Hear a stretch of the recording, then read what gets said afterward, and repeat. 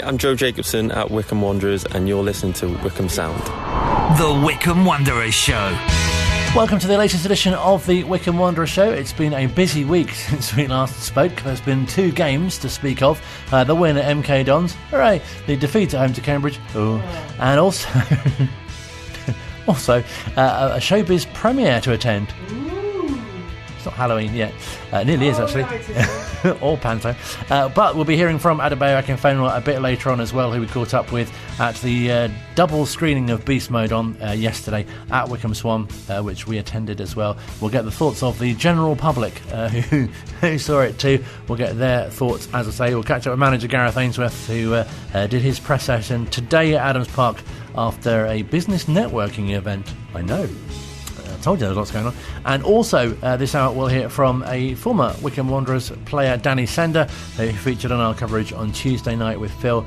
And also we'll be catching up with a former Wanderers manager as well. Paul Bence shares his memories of his time in charge in the early 80s and reflects a bit on his own playing career as well, and also talks to us about some of the key players that he brought to the club, including a certain Mark West after taking over from Mike Keane as well.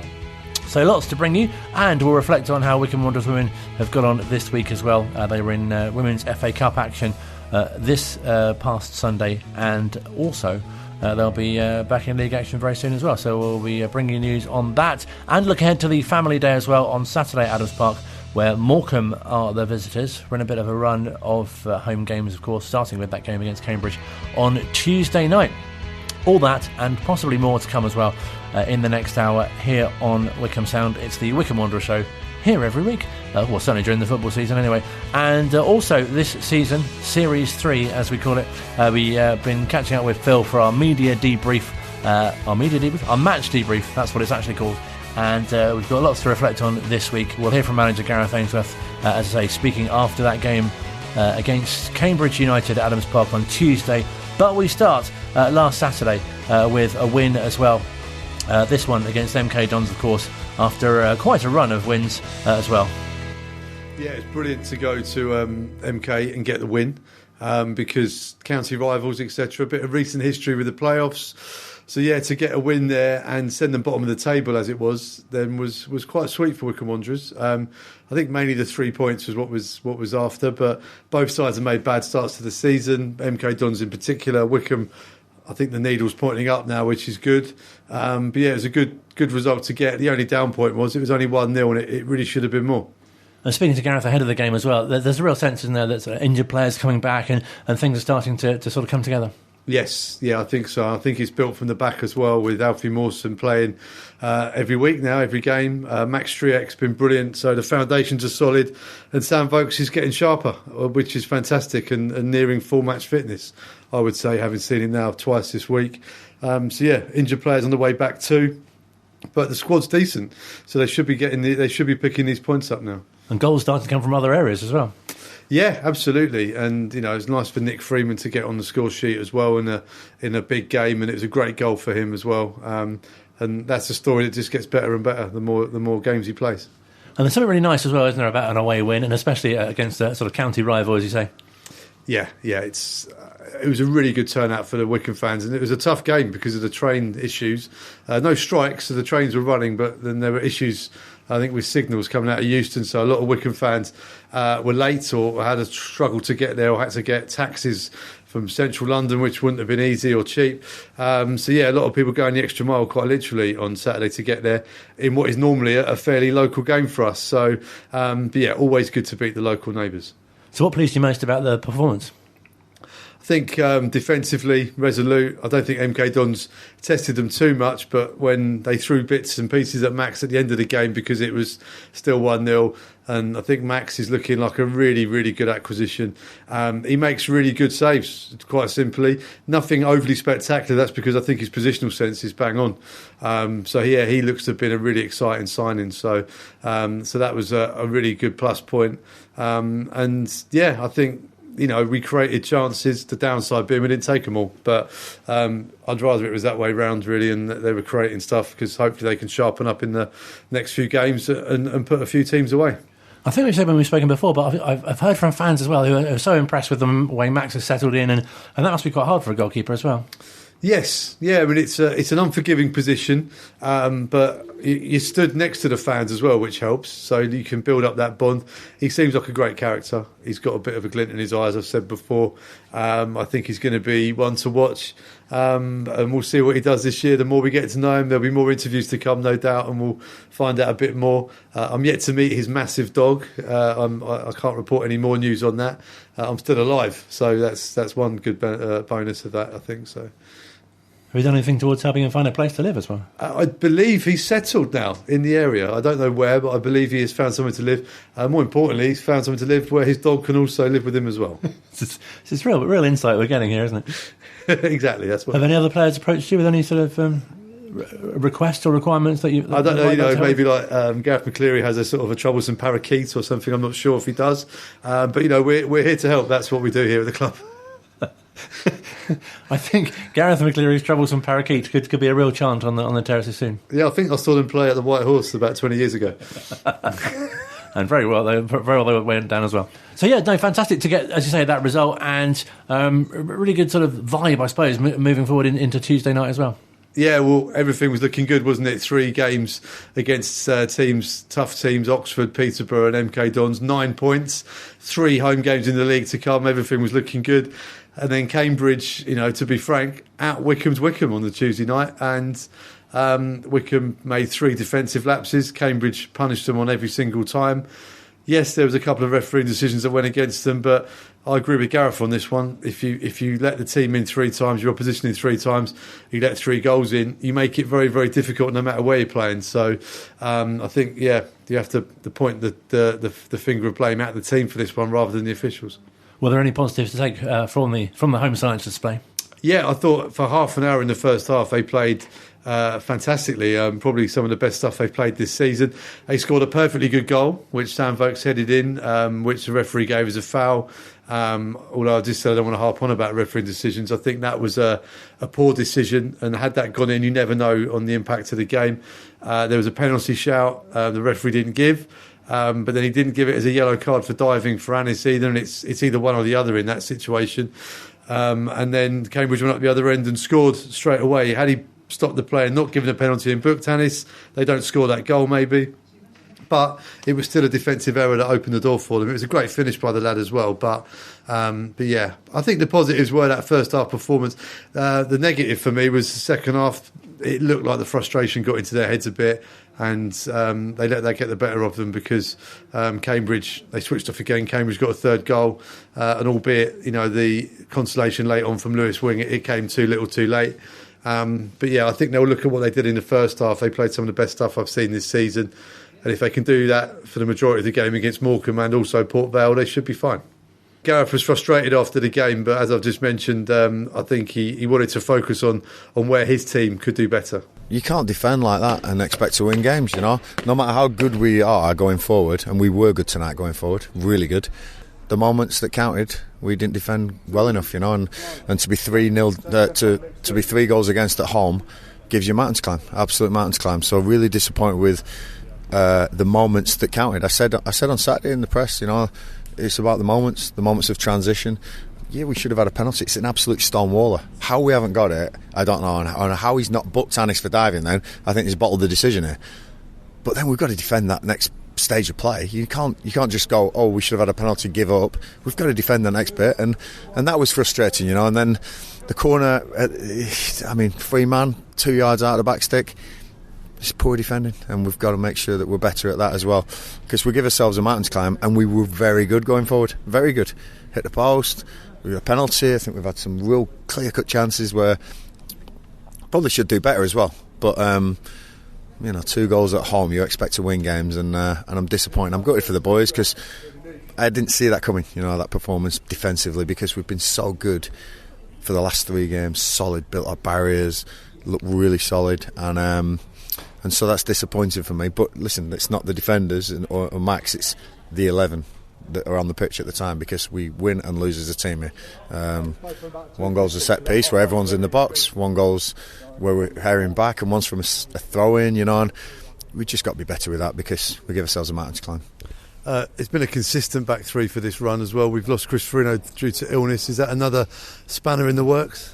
Oh, of course, I think Chris has been outstanding lately, but Jack Grimmer has put himself forward. He's carrying a knock, but he said, "Yep, I'll do a job for you," and I want to thank Jack for going through the pain barrier for me. But it was hard, to change such a solid outfit from Saturday, but it happens. That's why the squad's the squad, and yeah, disappointing to lose Chris. He was ill. He hasn't been in the building for a couple of days, he's with illness. So hopefully he'll be back for weekend. But we've just got to defend better as a team. It's that simple. Tonight is about Cambridge United won because they hit our net more than we hit their net, and that's the story of the game. A disallowed goal in the first half as well. Yeah, from a push, and then Volksy gets pushed in the box and the referee lets play on. It's frustrating that the consistency wasn't there tonight from the referee. Listen, I'm old enough in the tooth not to get involved with any fines or reprimands about having a go at referees, but I, for me, my personal opinion, I thought he was poor tonight. Chance to put it right here again on Saturday against Morecambe. Yeah, absolutely. And this is football, This is great. We've got Morecambe, Port Vale, FA Cup coming up really quickly, and there's going to be plenty of players. The squad, I managed to get 5 subs on tonight, and some good movements from some of them. But like I say, defensively as a whole unit, we can be better. We know we can. This is a great bunch of boys. I love working with them, and some of the forward play, like I say, was awesome. Set piece goal again, and we're almost clicking. Don't want everyone thinking the wheels have come off yet. Don't worry about that. We've had three wins on the spin and a defeat. We'll get back to winning ways pretty soon, I'm sure. So yeah, I guess just the disappointing aspect of Tuesday night was the as you say, the defensive errors, and hopefully that won't continue, especially with such a run of home games coming up now. Yeah, I think when they've let Gareth down in the past, they tend to respond well. And like I said, there was a lot of positives to focus on moving forwards with the team. And maybe Big Chris Farina comes back into what was a settled back three up to that point. I mean, Jack Grimmer didn't really do anything wrong in the game. But yeah, I think it shows you just how far someone like Chris Farina has come in a short space of time, that when he has to pull out through illness, then we really missed him. But we'll see what happens now against Morecambe. It's never easy against Morecambe. They're always big games as well.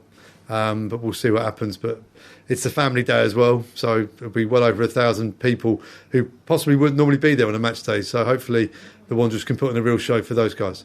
I think that's really special, isn't it? Because everyone remembers that. Imagine if you were going to a game for the first time, perhaps you're a youngster, or just going along with the whole family, and you want to remember your first game and hopefully get a win, obviously. But to make you want to keep coming back. Yeah, the whole positive experience. I mean, everyone at the club is working very hard to make sure that the day is memorable off the pitch as it can be. We can't control what goes on the pitch, and I'm sure Gareth Ainsworth is working incredibly hard with his staff and players to make sure that if the people are there for the first time, they have a great experience watching the game and enjoy going. I mean, I remember my first game at Lokes Park like it was yesterday, and it was a fantastic experience. And you get the bug, and you keep coming back. And here I am, however many years later. Let's not fill all blank in there. I'm still coming back. I think there's something really nice as well, especially if you're a youngster and you get to, be quite close to the players, or see them afterwards and get to have your picture taken or get them to sign something. That really sort of adds to the experience, doesn't it? Yeah, well, football's massive now, and if you go out to Tottenham or Arsenal or Chelsea or wherever, you don't get the chance to do that. The bus comes in with the blacked out windows, they drive under the stadium, and then the first time you see the players is when they walk out on the pitch. At Wycombe, if you get there early enough, you can hang around by the players' entrance. They'll stop and have photos with you, ask how you are, etc. like that. And for young kids, that's fantastic. And it's a real cornerstone of what Wycombe's about. And it seems to be a really nice time to sort of, if you hadn't followed them before, to really kind of get on board, if you like, because they're on such a sort of charge up the table, if you like, and quite exciting time to see if they can make the top echelons of the league. Yeah, I think it's a tight league. They need to start putting a run of results together now. They kind of started doing that. I think it's really important how they bounce back in these next 2 home games. Then the FA Cup going to come, and then there's a couple of localish away games which they'll look at and be targeting maximum points as well. If they can get through this next period of games with a decent amount of wins in there, then I think they should be just outside the playoffs. And then from there, let's see where we go. And another event which has happened this week, which was brilliant to attend and also to see come to fruition, was Adebayo Akinfenwa, of course, back in the area for his screening. Yeah, brilliant to see Bayo back in the town and back in the town centre in the Wycombe Swan. Brilliant to see the town coming together to celebrate one of its favourite ever players, Wycombe's EFL era top goal scorer as well, nonetheless. And just great, really, to catch up with Bayo and see what life is like after football at the age of 40. He seems to be really enjoying himself, as does everyone else, which is brilliant. The documentary is fantastic. I think it's very inspirational for everybody. And even if you don't like football, I think there's lots in it for everyone there to kind of take a real lesson from life from Bayo. And Wycombe Wanderers come out of it brilliantly as well. And great to see how much he means to the town and how much the town and area and people mean to him. Absolutely. The queue of people to meet him after the screening, the first screening especially, was excellent. A lot of young kids getting their shirts signed, etc. There's been a load of FIFA going on in the town hall as well, and obviously that's close to Bayo's heart because that's been one of the big vehicles to propel him to worldwide fame. And yeah, it shows you how much he means to these fans as well, that he turns up and takes part in all that as well. Although Gareth McCleary reckons that Bayo's not that great at FIFA, but I've not asked that question yet. Pleasure to speak to you. Thank you very much indeed. Always a pleasure, Colin. Brilliant chatting to Phil. You can hear more from him on next week's show, of course, but also he'll be bringing you live commentary from the game against Morecambe on Saturday afternoon as well on Wanderers TV and here on Wycombe Sound on 106.6 FM. On Wanderers TV, of course, you can also hear in full that chat with manager Gareth Ainsworth. Also catch up with Nick Freeman as well after his goal in this sort of window of games, if you like, as well. After Tuesday's game against Cambridge United at Adams Park, had to think there. You'll recall that if you were listening to it live, then Danny Sender was providing the co-commentary and was summarising for us after the full-time whistle as well. Wycombe didn't start the game too well, going 1-0 down, but found a way to get back into the game, and it looked like Wycombe were going to go on and be the stronger side throughout the game. Again, caught with a suck-it punch through Ironside, who was a threat throughout. It linked play well for them, meaning Cambridge could go into the second into half-time 2-1 up, which I think knocked the wind out of Wycombe. Not only the goal, but the disallowed goal, the penalty opportunity from Amete. And unfortunately, coming out in the second half, they were unable to really build any momentum into the second half. And, Cambridge again were able to hit Wycombe with a sucker punch to make it 3-1. And then we just really couldn't get a foothold in the game. Great to get the goal at the end to put a little bit of a reflection on the scoreline, but yeah, sadly not a good night for Wycombe. Sam Bucks comes round to applaud the home sections of the fans here at Adams Park, and Wycombe now have to try and they've got some days now to come to terms with that frustration of that first half, and another home game on Saturday, Dan, the perfect opportunity to put this one right. Yeah, they have to get past this. They've been on a great run, and I think what they've got to do is recognise that. They've also got to recognise there was some really good moments throughout the game where they put Cambridge under some real pressure, and they've got to take those key moments, and they've got to take that into Monday. Danny Sender summarising for us here at Wycombe Sound and on Wanderers TV, of course, with Phil. That was live from Tuesday night after the full-time whistle against Cambridge United. Morecambe to come, as mentioned, on Saturday. It's a family fun day. We'll bring you more details of what's on offer and in store there as well, including the cast members of Cinderella. Cinderella herself maybe doing something on the pitch with Bodger. Oh, no, she won't. Thank you very much.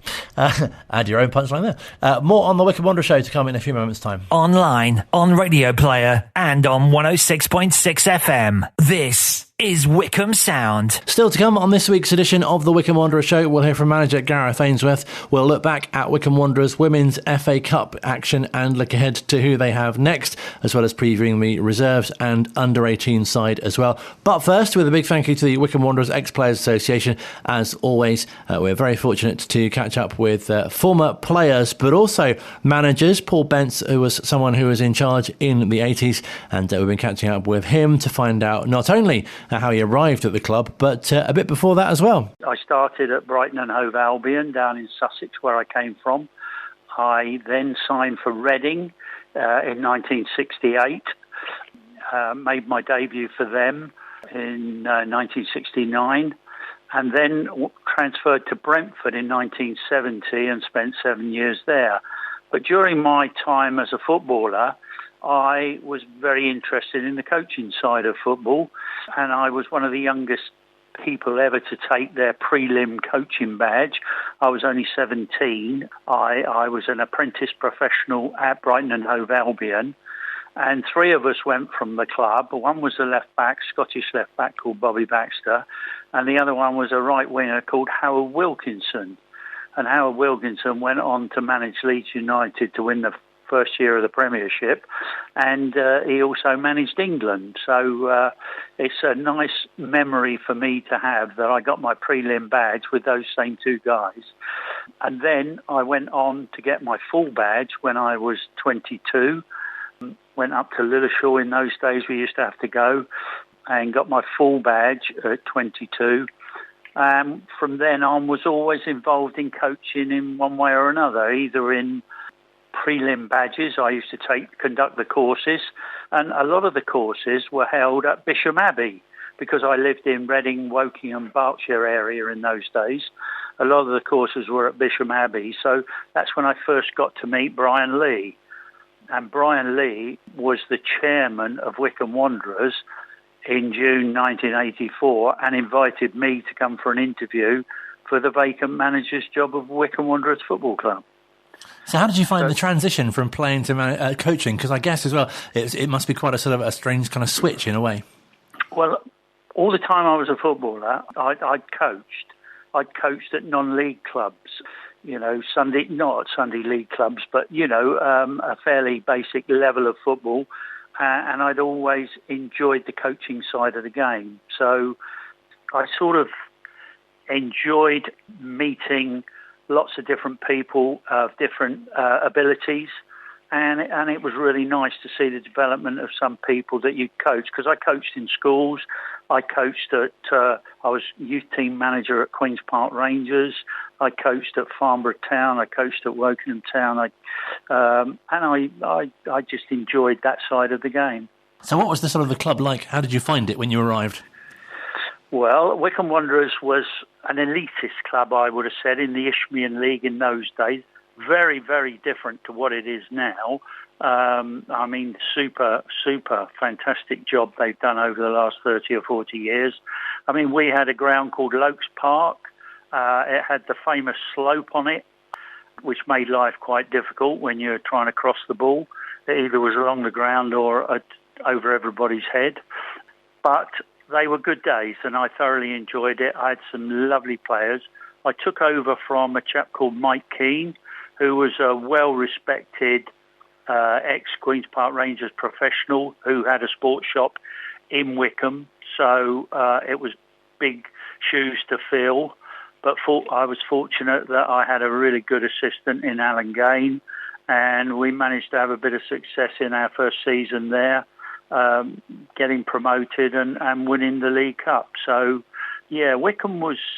I'm slightly lost for words to say how good they were held in esteem by the rest of the amateur non-league football world because of the past history of when Brian Lee was the manager and took them to different places like Middlesbrough and won different competitions throughout his career as the manager. So it was a bit daunting to go there as the new manager, but we did okay.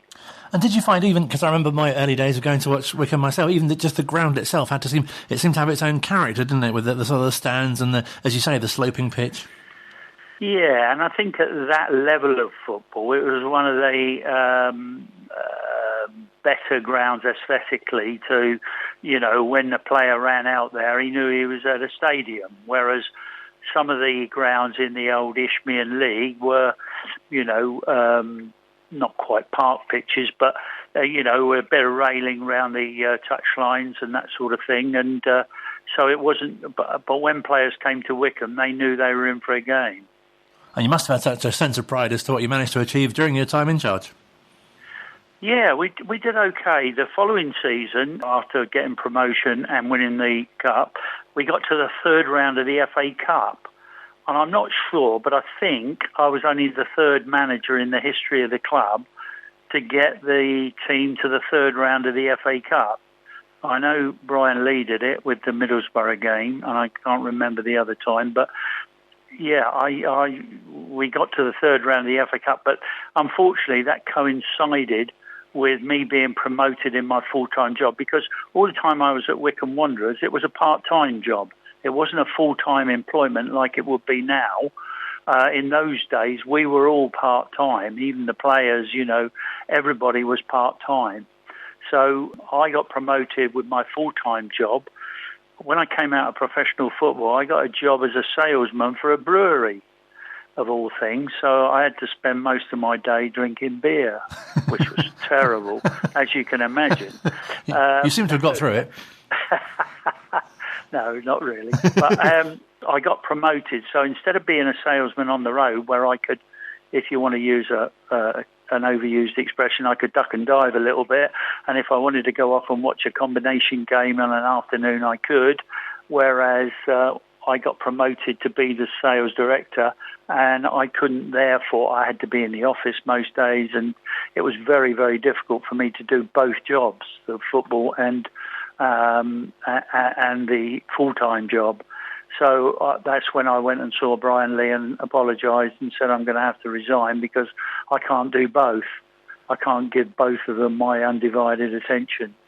So I left in the January of '86.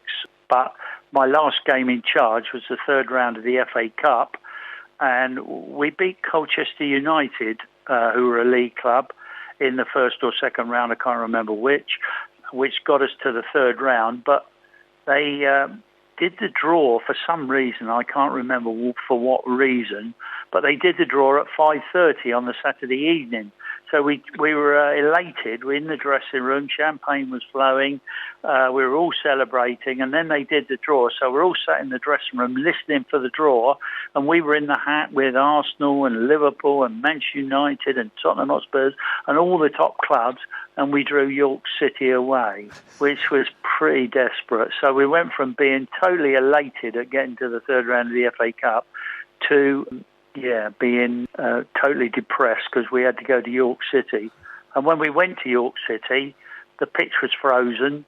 We'd travelled the day before, didn't have the right footwear probably, most of us, so we're slipping and sliding around. On the day we lost 2-0, but we actually scored 3 goals. And I don't know whether Alan Hutchinson or one of the boys there at Wycombe will have the videotape. But apparently a couple of the goals were onside, but the linesman was a bit flag happy and gave us offside. So we were a bit unlucky in that third round tie. I mean, I had some great players. I inherited some great players. Anton Vixels, Kenny Wilson, Bobby Dale, Gary Lester. But we made some key signings. We signed Declan Link, Simon Reed, both of who scored over 20 goals in our first season. Dave Burgess from Oxford City, Kevin Collins from Staines, and then we got Mark West as an 18-year-old from West Ham. So we made some fairly important signings, and it was a very enjoyable time for me. It's just a shame it couldn't have lasted a bit longer. That must have been great to sort of brought Mark West to the club. He's someone that we've had on the show as well, and obviously watching him when I was younger as well, and know what a great impact he had at the club as well. Yeah, Westy's good boy. Mm. So overall, how do you sort of look back on your time at the club? Well, I look back on my career with a lot of fondness. Certainly the playing side of it was fantastic, but the coaching side had a bit of success. Yeah, enjoyed coaching the youngsters at schools. I used to, when I was a player at Brentford, I used to leave training after training at lunchtime and then drive down into Twickenham and teach at a school down there, probably 3 or 4 afternoons a week. And it was extra cash in those days because we weren't particularly well paid in those days as professional footballers. And I enjoyed coaching the youngsters. And I particularly enjoyed conducting the prelim badge coaching courses at Bisham Abbey, like I said earlier, where I met Brian Lee, who was the chairman of Wycombe Wanderers at the time, but he was also the managing director at Bisham Abbey. And when I took over at Wycombe, the facilities at Bisham Abbey were made available to us for training purposes. So Alan Gain and I were able to establish some good routines there that got the players ready for the games on the Saturday. So it all worked out extremely well. Like I say, it was just a shame it came to an end rather abruptly when I got promoted by the brewery to be a boss man rather than one of the lads, as it were. It just seems so special what football can bring, isn't it? Like the sense of community, and as you say, when you're working with young players and watching their development as well. Yeah, I thoroughly enjoyed my time in the game. Funnily enough, when I left Wycombe Wanderers, I never went anywhere else. That was me finished with football, which I don't know. I don't know whether it was the right decision. You can look back on life and know whether you made the right decisions or the wrong decisions, but I just decided that was me with football, and I took up golf, which I'm pretty useless at these days, but thoroughly enjoyed that. So something took the place. On a Saturday afternoon, I had to have something to take the place of football, and I used to go and play golf every Saturday afternoon after that. And I imagine you still look out for Wycombe's results. Oh, absolutely, yeah, absolutely. It's always Wycombe Wanderers, Brentford, Brighton and Reading. Those four teams are very close to my heart. And what about when one of them plays each other? Which doesn't happen very often, so I always hope for a draw. Really good to chat to Paul Bence, a former Wycombe Wanderers manager, of course, and big thanks as always to the Wycombe Wanderers Ex-Players Association. Of course, last week we had Alan Hutchinson, the chairman, and JDT, vice-chairman, on talking about their annual dinner, which is back on the 18th of November. Speaking of back, our notice board section returns to the show. Luke's with us, who's been providing heckles so far. You're welcome. Thank you. Because I was at the Swan yesterday, I got into that mood. Yes, of course. Yeah. We were at Wycombe Swan for... we went the afternoon session, didn't we? We did. We went for a little break-in at the Wycombe Swan and then the evening session of watching the documentary. Yes, the break-in refers to the fact that we were... I just like having to leave it to you to then explain the story. Yes, in case it comes up in court.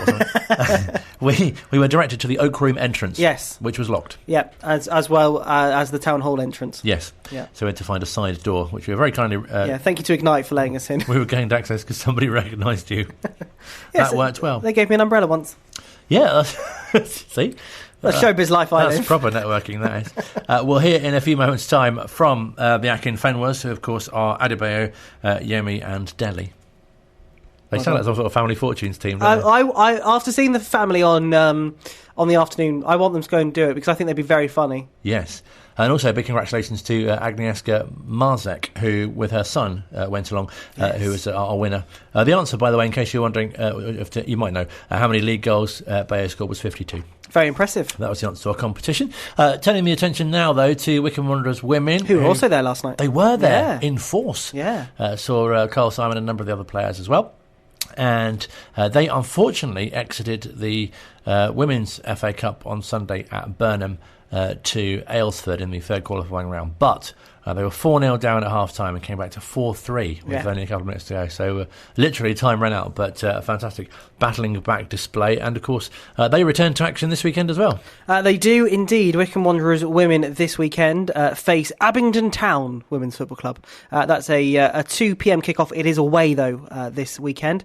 The reserve squad are in League Cup action at the Burnham Stadium, the 1878 Stadium, where they face official MK City FC. I realised that I read the Twitter name. Just Milton Keynes. That's not part of their name. MK City. And the under-18s who are doing very well, they are playing Notts County at Notts County. They face at. They don't have a Twitter account. As all teams will now be known as. It's going so well. When I do the classified football result, I'll just add at to each of the name. Yeah. Official. You'll be fine in the Premiership because most of them have their name. Yeah. Yeah. Thank you. You're welcome. Still to come on the Wycombe Wanderers Show, we'll hear from manager Gareth Ainsworth. Luke's very tired. He's had a long day. I've had a long day. Long days, in fact. Yeah. More from him, though, throughout. Possibly, you might hear him in the background. As the Wycombe Wanderers Show continues here at Wycombe Sound. Online, on Radio Player, and on 106.6 FM. This is Wycombe Sound. Final part of this week's Wycombe Wanderers Show still to come. We'll hear from manager Gareth Ainsworth, who spoke to us earlier on today from Adams Park. He was attending a business networking event. They had an auction afterwards, which Phil was the auctioneer at. He's very good at that. He's annoyingly good at everything, though. It's very upsetting. And a signed Gareth Ainsworth shirt commemorating 10 years in management went for £480. Wow. Well done to the lucky winner of that. They did get a photograph with him as well as part of the prize. Oh, they did have to pay for that extra. That was free, I think. It's an extra 50 quid. That was done by the side of the pitch. So nice. That was pretty good. That's still to come as well. But first, talking of showbiz events, sort of, as mentioned, we were at Wycombe Swan yesterday for the premiere of Beast Mode On, the fantastic documentary, which is available from tomorrow. It is. On Amazon, and we caught up with, as I say, the Akinfenwas in the build-up to the afternoon screening. You'll hear from Yemi and Dele, who are Adebayo's brothers, in a few moments' time. But first, we wanted to gauge how the Beast was feeling. It's surreal, and it's funny because I remember when I wrote the book, and I was saying, and I kept on using the word mind-boggling when I had the book, and the physical book was in front of me, and then I thought I'd be a little bit more prepared but then when you see it on the big screen after the whole year and a half we was doing it, listen, it's surreal, it's mind-boggling, and it's humbling. I saw the beginning bit. I made sure I saw the beginning bit on the theatre screen, and it was like the statement, started at Hackney Marshes and now on a big cinema screen. So look, it's humbling right now. And there must be so many emotions for both you and your family too. Yeah, I'm still waiting because I think I said something about my mum in there, so I'm kind of scared. I hope she don't see it. That's the biggest thing I'm most nervous about. But no, listen, I'm here, and I've always stated that throughout my journey, I never had to go alone. So good, bad, or indifferent, like my family's always been here, and this momentous occasion, they're here with me, sort of thing. So it means so much more to be here with the family and to be able to go through this project with the family. And I guess a huge sense of pride for yourselves as well. Oh no, 100%. All of us are very close, and actually seeing this documentary come to life it's really kind of satisfying. And we've always said, the brothers, that there's a story in us, and I think this is something that we always felt was a good story to tell. Not only my brother's story, but also just the journey of family and how family plays such an important role in anyone's kind of development, and I think it's just really good that people are going to get to see that story. And family is something that really comes across in it as well. Of course, I mean, you're going to get a lot of that in this documentary. You see, I mean, it really highlights the brotherhood and dynamics between, all the different relationships that B has with every individual family member, and it really comes across on screen. So yeah, man, you're going to get a good insight to the people behind the Beast. And the collaborations as well that you worked with, and to bring it all together, and to have so many different sort of characters, if you like, in it too. Yeah, you know what? It's just I'll always say I wasn't a conventional footballer. A nice way to put it. And then I guess it's nice to be able to put it all in one place and see other elements. I mean, look, those that follow me on social media will kind of know, what I keep up to and how I manoeuvre in my life. But to be able to come across it, and I've always stated that I think when something finishes, it allows you to take time and just take stock and look back. And I think that's what this documentary did. It made me look back to where it kind of started, and to kind of how far we have got and to how far we still want to go. So, just to see it in one place, yeah, man, I can only come back to this saying it's humbling. And a real sort of education, if you like, for people who obviously don't know you, but there's much to sort of learn, if you like. Yeah, listen, you know what, and I've stated that what I want people to take away, listen, when they interact with me, I want people to feel my energy or to know that I'm authentic. And then also when they watch this documentary, the word inspire, I want people to go away feeling comfortable in who they are, comfortable in their own skin. Because listen, in society nowadays, I think a lot of people like to say what you can't do, but then I also want to see that, listen, it's not always been laughs and jokes, that there is a process, and you've got to trust in the process, and you've got to believe in yourself. So, when people watch this, I do want them to be able to take away and say, yeah, you know what, nah man, I'm good, I'm comfortable in my own skin, and I just want to be the best version of myself. And when you're putting it together, does it feel like you're sort of kind of split into sort of, there's you the footballer, you the person, you the family man? No, because for me, I am it all. You know what I'm saying? I'm the individual, so strip everything away. And this is why I come back to saying the authenticity of me as an individual. Strip everything away, I'm going to be who I am. Doesn't matter, if I've got or if I haven't got. Football was something I did. I was blessed. I played it for 22 years. There was ups and downs. You'll see, I stated on it, like, I wanted to finish my career, with a fairy tale ending. But then take away, it didn't end in a fairy tale, but then you take the positives in the sense where my last game was at Wembley. So for me, when they take the whole documentary and as a whole, I want people to walk away feeling like, look, you know what, I am very much comfortable in my own skin. And it's a film that'll have such a wide appeal. People will meet you from all ages, from really young kids up to elderly people, and obviously people who want to be footballers themselves. Yeah, listen, because I feel like everybody's got a story to tell, and everybody's got trials and tribulations, and it doesn't matter what walk of life, be it parents, nurses, athletes, teachers. We've all got a story to tell, and this story is no different. I'm very honest out there, and I say, look, I went through trials and tribulations. I said there were setbacks, but then at the same time, it's that resilience that sometimes you have to be able to first and foremost believe in you as the individual. And listen, I state a 40-year-old Akinfenwa talks differently from a 21-year-old Akinfenwa, of course, but that's what I feel like I want people to take away from this, and hopefully it relates, to the youngest of the FIFA players and to the oldest of the individuals. I hope they take out and can relate in one aspect or another. As you say, really inspirational for kind of your journey. It sounds kind of a cliche, doesn't it? But fantastic that, Gareth, there was a social media clip this morning, wasn't there, saying you're missed as a father figure, and that must give you a great sense of pride that you're able to have that influence on the team. I took the oldness out of that comment. I ain't gonna lie to you. No, but yeah, you know what the thing is, and look, I always say, for me, the testament of you as an individual or how you've left your mark is how people talk about you.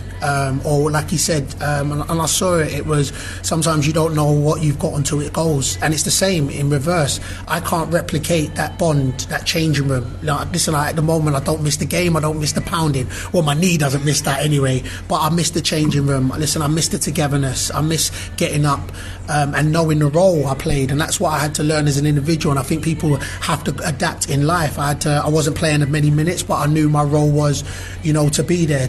I'd been there and I'd done it. So certain emotions to be able to handle. So listen, it's likewise. If they miss me, trust me, I miss them too. I was going to say, what's the process been like to sort of stop? Has it been quite easy, or? Yeah, listen, I've been busy. I stated this. I didn't think I'd be as busy as what I am. But anybody that knows me, I struggle standing still anyway. To be fair, I just set myself up. People say I stand still on a pitch, but that wasn't true.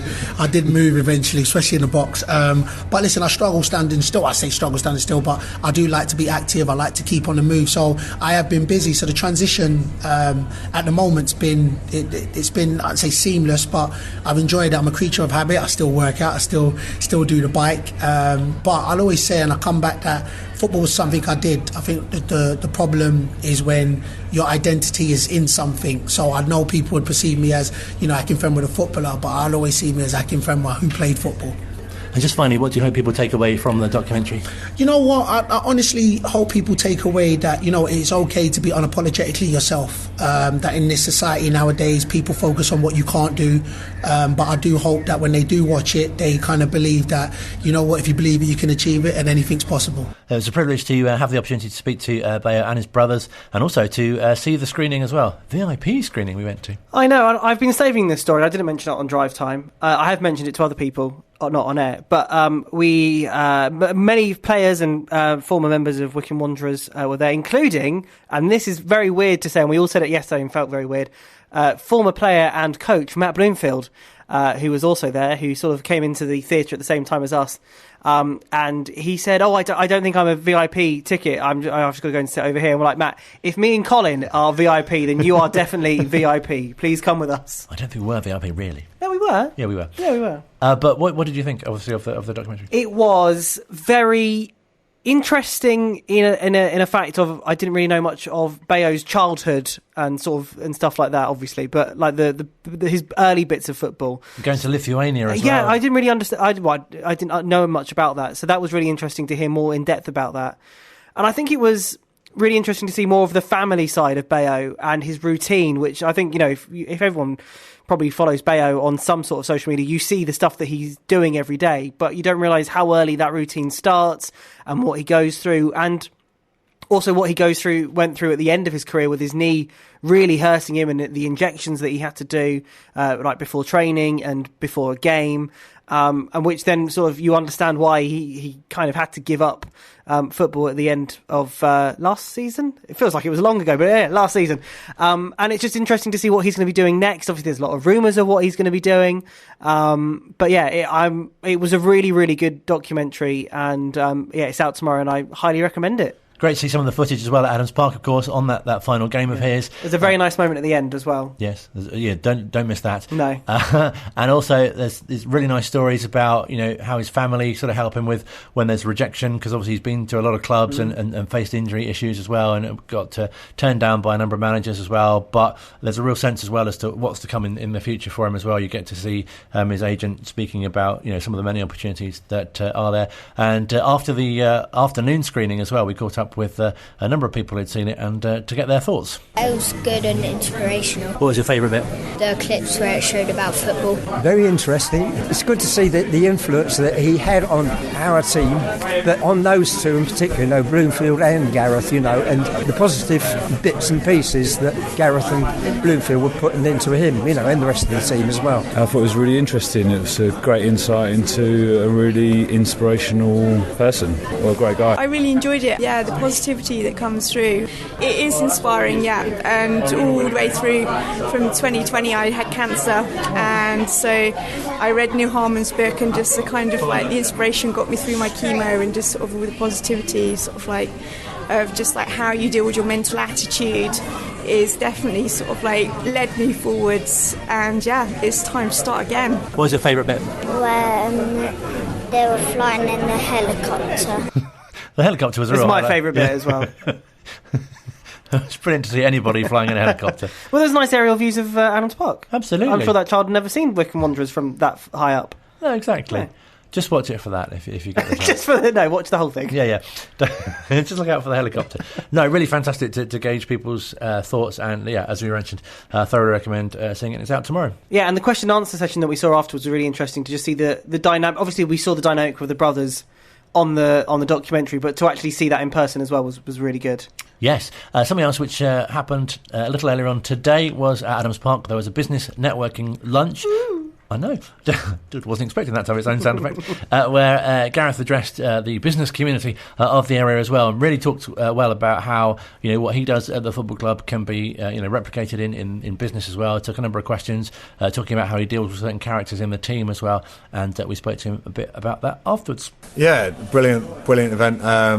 Phil Alexander and Matt, Phil Catchpole, they've all come together to put a great business networking event on, which I was lucky enough to be able to speak at, and sort of give some of my management techniques and values to these fantastic businesses that come and support us and want to get involved with the Wycombe, and just are interested in how we do things here as well. So hopefully that, like me, people have took things away from today, but really pleased with how today's gone. It's been tough couple of days after the defeat against Cambridge the other night, which I thought we were superb in, really performed well. But things like this are great, they put things in perspective, and we're back at the training ground this afternoon trying to pick the bones out of the Morecambe team and see how we can hurt them, and yeah, it's really nice to see that there's so many great people supporting the club. And fascinating as well how, obviously people who are football fans and in business to be, keen to hear what you say, but obviously other businesses can sort of apply what you're telling them as well. Yeah, I think as managers and leaders and people, it's nice to get verification that what you do is good, and I'm sure everyone's doing a lot of the similar stuff to us, but little snippets here and there that we can add to our armoury as these managers is great, So, I'm hoping that it's been a beneficial, mutual sort of gain out today, and I'm looking forward now to getting the boys ready today, tomorrow for Morecambe on Saturday, because when I get back to winning ways, the boys have been doing really well lately, and the performance of the night warranted a win. There's a few factors that didn't get that, and we're going to work on those in the next couple of days, and I said more of the same, please guys, because they were sensational going forward. Just one or two uncharacteristic mistakes at times, but again, we pride ourselves in learning from those and putting it right for this weekend. In sort of days that you have to prepare for the next game, do you sort of work on, so if there are defensive errors in a game, do you sort of work on that specifically, or do you just literally just tell them and think, oh, they realise that, then that'll be better next time? Yeah, it's all learning, and everyone makes a mistake, and you've got to make sure that doesn't become a commonplace, and it's just a couple of decisions went against us at the wrong times. I thought, referee for me didn't go our way, and that's as much as I'll say on that, but it was tough to swallow after such a great possession-based attacking performance. I know possession doesn't win you games, but when we do control the whole game like we did on Tuesday night, it would be nice to get the rewards. I thought the goal with Volksy scoring disallowed was inconsistent to other challenges during the game. Penalty was a stonewaller for me, and unfortunately we didn't get either of them, and that would have been a totally different game. But no, we go again on Saturday. Really looking forward to Morecambe coming down, because it's a Saturday, it's a family day at Wycombe. Hopefully get a few fans in here and show them what we're all about. So what would you say to supporters who perhaps not been to Adams Park before, and this could be their first visit? Oh, get down and see what all the noise is down the road, because this team is the team to be proud of at Wycombe. We're competing in what is a great League One this season. The next step is the Championship, which is always a phenomenal step to make. But we're really looking forward to welcoming as many people as we can down here. I want to see more Wycombe shirts in the town. I want to see kids supporting their local team. It's very easy to go and support a Premier League team, which you don't really have a connection to. Come down and connect to these boys, because they'll sign your autographs, they'll high five you. They'll get you involved on the pitch even, at times, because we need the fans. It's such a tight-knit ground and a brilliant family club that we need our fans, and we want you down here getting behind us. And you've got a run of home games now, of course, as well. You'll be looking to make home advantage count. Yeah, it doesn't always work like that. I remember back in the day I used to be better away from home, but we certainly have made this place a fortress over the years, and the last couple of seasons have been great at home. As I say, the other night, I'm not going to be result focused. It was a great performance, and if we can keep performing like that home and away, then we'll win a lot more games than we lose, and that'll put us in great stead. We could have gone 7th the other night, which is crazy after the start we've had, and I think we could probably get 7th if all results go for us on Saturday, but we've got to do our job first, and that's pitching against the Morecambe team that's been very competitive over the 2 seasons they've been in this league. And just finally, something else that really comes across the questions you were asked a short while ago is like the relationships in teams, and that was something which really came across in Bayo's documentary last night. Yeah, fantastic night, and I was really proud to be invited to that and play a small part in it as well at the end there, with trying to get across the true character of Akinfenwa and what he meant to Wycombe and what he did for us, and I think that I think we should embrace that and be proud of that. So anyone who gets the chance, I'd definitely give it a watch on Amazon. It's a real sort of pro Wycombe film, and talks about the values we've got here, as well as a fantastic footballing career from a humble guy who learned his trade in sort of cages of South London and made it to sort of worldwide stardom of the strongest footballer in the league. He's a great guy, and last night it was great to see so many ex-players coming down and seeing a good turnout for Bayo, and I'm sure he'll be rooting for his Saturday as well. So hopefully we can get the right result and can end what's been a great week. Great chat to the manager. Of course, it's a family fun day on Saturday. Yeah, lots going on. Cinderella's going to be there with her carriage. I believe there may be some on the pitch flirting between Bodger and Cinderella. I'm not exactly sure how that's going to work. That could have blossomed into something beautiful by Christmas. Yeah, but don't worry, I will be filming it. And lots more going on as well, including the return of the fireworks as well, which I'm very excited about, although I won't see them. Because you'll be facing the other way. Yeah, I'll be on the wrong side. Lots to look forward to. You've got full match commentary, of course, on Wanderers TV and here on Wycombe Sound 106.6 on Saturday, and the build-up starts from midday in the car park. It does. Looking forward to it. It's going to be good. Have a fantastic week. Many thanks indeed for listening, and up the Wick, as I say. Come on, you Blues. Have a great game on Saturday.